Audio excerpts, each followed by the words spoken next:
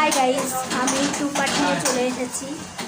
আপনারা দেখুন, এই দিদির বাড়ি আসলাম, এসে দিদি রান্না করছে দেখলাম।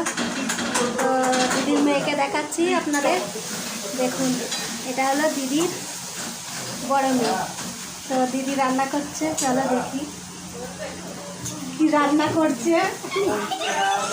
দেখুন, এটা কি?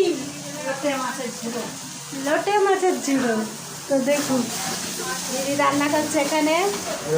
আপনাদের জিজুকে দেখাচ্ছি। এটা হচ্ছে জিজু, আমার মেজো জিজু।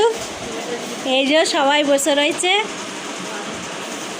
মা, বোন, জিজু, এখন দিদির বড় মেয়ে। দিদি